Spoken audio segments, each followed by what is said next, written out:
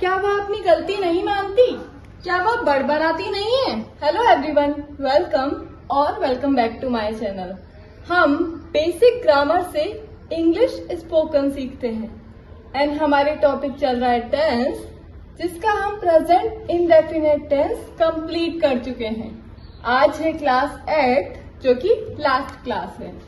तो पिछली क्लास में हमने इंटरोगेटिव नेगेटिव वाला पार्ट पढ़ा था प्रेजेंट इंडेफिनिट का, और आज हम इसके सेंटेंस करेंगे ओनली, ताकि आपको प्रैक्टिस हो जाए कि कैसे आप और अच्छे सेंटेंस बना सकते हैं जिससे हम एवरीडे लाइफ में बोलते हैं। और ही आपको फॉर्मूला स्ट्रक्चर भी अच्छे से रिवाइज हो जाए, आपको पता चल जाए कि आई के साथ डू आता है, ही के साथ डज आता है, ये सब। तो चलिए शुरू करते हैं। आइडेंटिटी के लिए मैं बता देती हूँ आपको। तो जिसमें ता है, ती है या फिर ते है आता है, वो प्रेजेंट इंडेफिनिट के सेंटेंस होते हैं। लेकिन अगर उसमें आगे क्वेश्चन भी आ रहा है कि क्या ऐसा हुआ था, क्या ऐसा नहीं हुआ था, तो वो इंटरोगेटिव होता है। और अगर साथ में नहीं भी आ रहा है, क्या ऐसा नहीं होता है, क्या तुम नहीं जाते हो वहां, तो वो नेगेटिव भी होता है। तो वो होता है इंटरोगेटिव और नेगेटिव। ऐसे हम आइडेंटिटी निकाल लेते हैं। अब लिख लेती हूँ मैं यहाँ पे स्ट्रक्चर जो कि है मोस्ट इम्पोर्टेंट। सबसे पहले आता है डू या डज, फिर आता है सब्जेक्ट, फिर आता है नॉट। अगर सेंटेंस नेगेटिव है तो नॉट हमेशा थर्ड नंबर पे आएगा। फिर आता है हमारा, क्या आती है, वर्ब की फर्स्ट फॉर्म। फिर बस ऑब्जेक्ट लास्ट में, और क्वेश्चन पूछ रहे हैं तो क्वेश्चन मार्क तो आएगा ही से। अगर सेंटेंस नेगेटिव है तो नॉट हमेशा थर्ड नंबर पे आएगा। फिर आता है हमारा, क्या आती है, वर्ब की फर्स्ट फॉर्म। फिर बस ऑब्जेक्ट लास्ट में, और क्वेश्चन पूछ रहे हैं तो क्वेश्चन मार्क तो आएगा ही से। चलो सेंटेंस प्रैक्टिस शुरू करते हैं। क्या मैं तुम्हें पढ़ाती नहीं हूँ?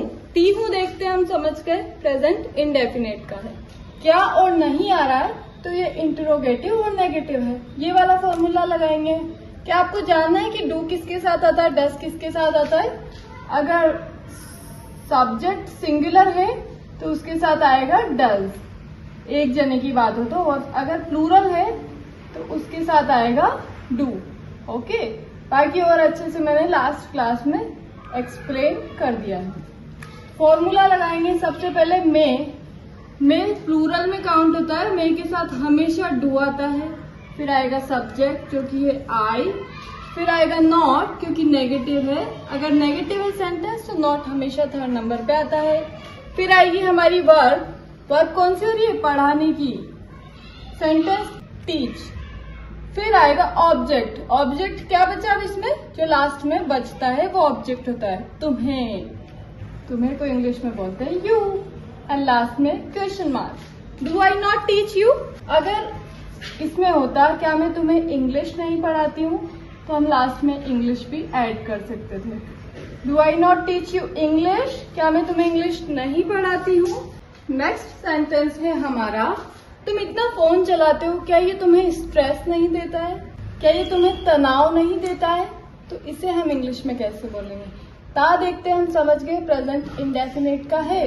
क्या और नहीं आ रहा है तो इंटरोगेटिव नेगेटिव वाला फॉर्मूला लगेगा, जिसमें क्या सबसे पहले आती है, हेल्पिंग वर्ब आ जाती है। ये सिंगुलर है, हेल्पिंग वर्ब आएगी डज। ये को इंग्लिश में हम बोलते हैं इट, डज इट। फिर आएगा नॉट क्योंकि नेगेटिव है। फिर आएगी वर्ब कौन सी हो रही है, देने की, गिव। फिर ऑब्जेक्ट क्या बचा, तुम्हें तनाव, यू स्ट्रेस। तुम्हें को बोलते हैं यू, तनाव को हम बोलते हैं स्ट्रेस। तुम इतना फोन चलाते हो, does it not give you stress? Does it not give you stress? Next sentence है हमारा, क्या मैं तुम्हारा साथ नहीं देती हूँ? तीसरे एंड में देखते ही हम समझ गए कि ये प्रेजेंट इंडेफिनेट का सेंटेंस है और क्या और नहीं आ रहा है तो इंट्रोगेटिव नेगेटिव है। क्या आगे आते हैं हम सबसे पहले हेल्पिंग वर्ब लगाते हैं, क्योंकि इंट्रोगेटिव में भी हेल्पिंग वर्ब आती है सबसे पहले और इंट्रोगेटिव नेगेटिव वाले में भी हेल्पिंग वर्ब आती है। तो आपको कुछ नहीं सोचना, क्या आगे देखा आपने हेल्पिंग वर्ब लगाई, डू या फिर डस। मे आ रहा है तो मे के साथ हमेशा डू आता है, फिर आएगा डायरेक्ट सब्जेक्ट जो कि है मे, फिर आएगा नॉट क्योंकि सेंटेंस नेगेटिव है, फिर वर्ब आएगी। वर्ब कौन सी हो रही है, साथ देने की, जिसे बोलते हैं इंग्लिश में सपोर्ट करना। तो सपोर्ट, फिर ऑब्जेक्ट क्या बचा, तुम्हारा, जिसे भी हम इंग्लिश में यू बोलते हैं। Do I not support you, do I not support you अगर इसमें होता क्या मैं तुम्हारे मुश्किल वक्त में तुम्हारा साथ नहीं देती हूँ, तो यहाँ पर हम लिख देते in your tough times, in your tough times. मुश्किल समय को हम बोलते हैं टफ टाइम्स। तो आप इसको भी याद रख सकते हैं। नेक्स्ट सेंटेंस है हमारा, क्या वह अच्छा डांस नहीं करती है।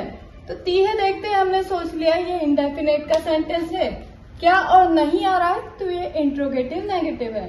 हम फॉर्मूला लगाएंगे, सबसे पहले आएगी हेल्पिंग वर्ब, वह सिंगुलर है तो हेल्पिंग वर्ब आएगी डज, फिर वह लड़की के लिए बात हो रही है इसलिए उसे हम बोलते हैं शी, डज शी। नेगेटिव है तो नॉट आ जाएगा थर्ड नंबर पे, फिर वर्ब आएगी कौन सी हो रही वर्ब, डांस करने की, एंड लास्ट में ऑब्जेक्ट बचा अच्छा को हम इंग्लिश में बोलते हैं well. Does she not dance well, does she not dance well. Next sentence है, क्या वह लाइब्रेरी नहीं जाता है। ताहे देखते ही प्रेजेंट इंडेफिनिट का है, क्या और नहीं आ रहा है, इंट्रोगेटिव नेगेटिव है। फॉर्मूले में सबसे पहले आएगी हेल्पिंग वर्ब, वह सिंगुलर है तो हेल्पिंग वर्ब आएगी डज, फिर आएगा सब्जेक्ट, लड़का है तो लड़के के लिए आता है ही, फिर नॉट आ जाएगा क्योंकि नेगेटिव है सेंटेंस, फिर आएगी वर्ब कौन सी हो रही है, जाने की, इसे इंग्लिश में बोलते हैं गो, एंड ऑब्जेक्ट क्या बचा, लाइब्रेरी। तो गो के साथ कहीं जाने के लिए हमेशा हम टू लगाते ही लगाते हैं, library. Does he not go to library, does he not go to library. अब अगर इसमें होता कि पढ़ने के लिए, क्या वह पढ़ने के लिए लाइब्रेरी नहीं जाता, तो मैं यहाँ पे फॉर स्टडी लिख सकती थी या फिर टू करके स्टडी भी लिख सकती थी। Does he not go to library for study और टू स्टडी, वैसे टू पहले हमने लिख दिया तो हम फॉर ही लिखते, पर ऐसा कुछ है नहीं इसमें, तो ये हमने इरेज कर दिया और इतना ही सेंटेंस बना दिया। नेक्स्ट सेंटेंस है हमारा, क्या वह बड़बड़ाती नहीं है। सेंटेंस है, क्या मैं तुम्हें गुड वाइब्स नहीं देती हूँ। गुड वाइब्स का मतलब होता है पॉजिटिव, सकारात्मक इन्वायरमेंट, सकारात्मक वातावरण।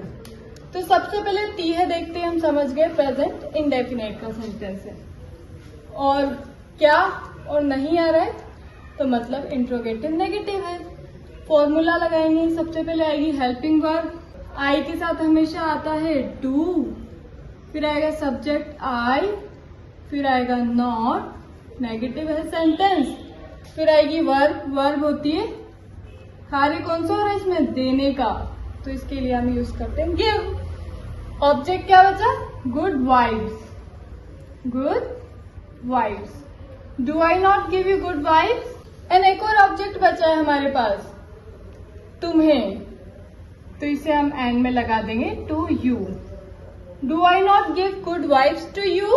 आप इसे ऐसे भी बना सकते थे, do I not give you good vibes. अगर हम यू को पहले ऑब्जेक्ट ले सकते थे और गुड वाइब्स को सेकंड ऑब्जेक्ट ले सकते थे, दोनों ही सही था।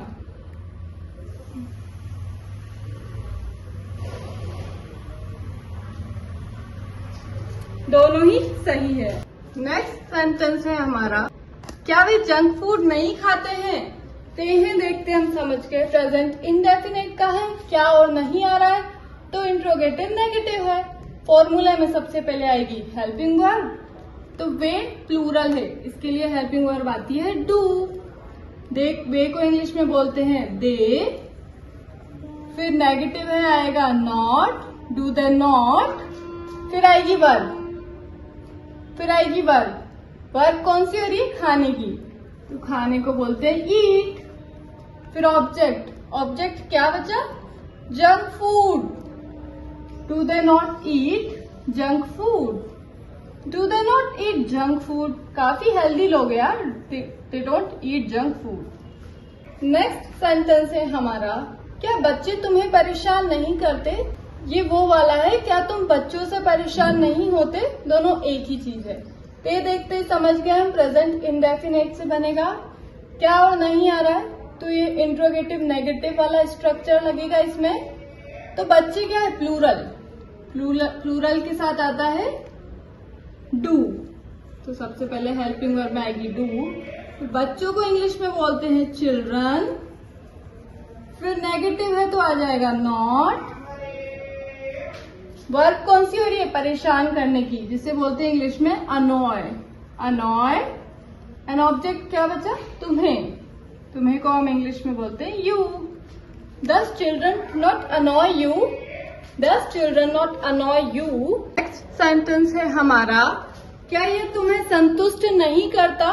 तुम इतना मीठा खाते हो फिर भी तुम संतुष्ट नहीं होते, सेटिस्फाइड नहीं होते। तो ये उस टाइप का सेंटेंस है। क्या ये चीज तुम्हें सेटिस्फाई नहीं करती? तो देखते हैं हम, समझ गए प्रेजेंट इंडेफिनिट का है। क्या और नहीं आ रहा है? इंट्रोगेटिव नेगेटिव वाला फॉर्मूला लगेगा। इसमें सबसे पहले आती है हेल्पिंग वर्ब। यहाँ सिंगुलर है तो हेल्पिंग वर्ब आएगी डज। यहाँ को इंग्लिश में हम बोलते हैं इट। फिर नेगेटिव है तो आएगा नॉट। संतुष्ट करने को हम बोलते हैं सेटिस्फाई। एंड ऑब्जेक्ट क्या बचा? तुम्हें, जिसे हम इंग्लिश में बोलते हैं you. Does it not satisfy you? Does it not satisfy you? Next sentence है हमारा, क्या वह अपनी गलती नहीं मानती? टी देखते हैं हम समझ के, प्रेजेंट इंडेफिनिट है। क्या और नहीं आ रहा है? इंट्रोगेटिव नेगेटिव वाला फॉर्मूला लगेगा। सबसे पहले हेल्पिंग वर्ब आएगी, वह सिंगुलर है तो हेल्पिंग वर्ब आएगी डज। फिर वह लड़की है जिसके लिए आता है शी। फिर आएगा नॉट क्योंकि सेंटेंस नेगेटिव है, डज शी नॉट। गलती मानने को हम बोलते हैं कंसीडर करना, कंसीडर मिस्टेक। कंसीडर अपनी गलती, ऑब्जेक्ट क्या बचा? अपनी गलती। हर मिस्टेक्स, हर मिस्टेक। फिर आएगा question mark, does she not consider her mistake. आज के लिए सिर्फ इतना ही। इसी तरह ग्रामर से एकदम बेसिक से इंग्लिश स्पोकन सीखने के लिए मेरे चैनल को अभी सब्सक्राइब कर लें। एंड ग्रामर से सीखना इसलिए इतना इम्पोर्टेंट है ताकि कोई आपकी स्पोकन में कभी भी गलती ना निकाल सके। मिलते हैं नेक्स्ट वीडियो में। इसी तरह प्रैक्टिस करते रहिए। Till then keep learning, keep speaking, क्योंकि बोलोगे नहीं तो सीखोगे कैसे।